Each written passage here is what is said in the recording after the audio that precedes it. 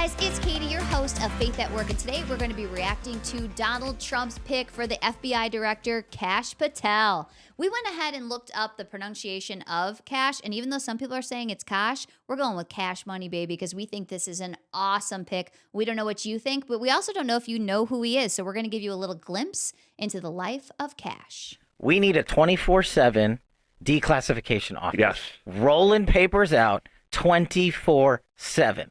And not just like JFK and not just 9/11. You're talking to the guy that's read the whole 9/11 report and those 7 pages that people talk about. But I believe, as like the guy who is an intel guy who believes wholeheartedly in the classified system of information, I believe that it has been over-abused by these corrupt officials in government to hide the truth and enact more corrupt activities. So what I told the boss was like, I don't care what you call it, truth and reconciliation, whatever, come up with a better name. But every agency and department literally submits all of their documentation. And I believe you could get half out. Half. I still think the other half needs to remain classified. I'll always argue that it does serve a purpose. But like you're seeing in these documents in the Jack Smith case, they're just redacting stuff that they lied about. But I think that's how you earn the respect. Like you said, Donald Trump started talking about these things. Then we started putting these documents out there. And remember when I ran Russiagate, right? They came after me and said, if you put out the Nunes memo and you put this out that you wrote, our enemies and our allies are going to get murdered. No one died. No one died.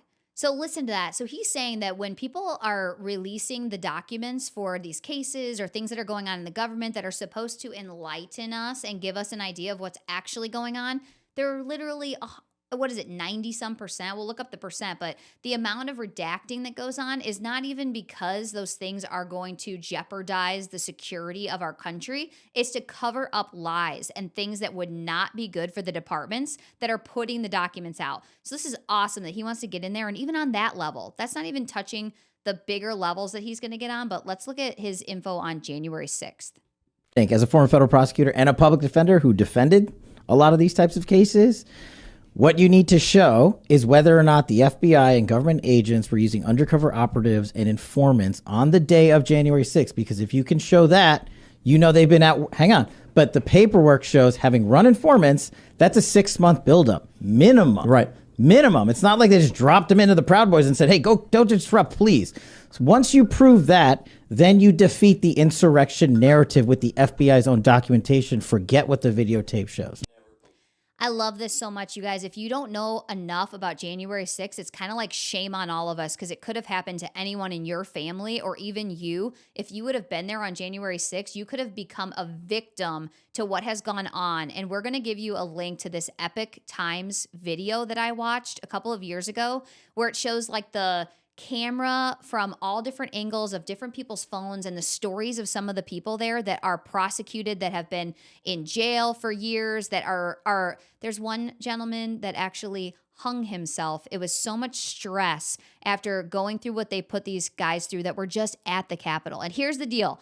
He's talking about the FBI informants that were proven to be on site. He wants that information released to the public so that people know that these guys running around that looked militant in these red MAGA hats with face masks on January 6th, I'm sorry, if you were a Trump supporter, I know what you weren't wearing. You weren't wearing a mask. So all these guys running around with masks on, it is unbelievable. And we know that they were put there for a reason. It was to disrupt. So something's going to come out. I cannot wait.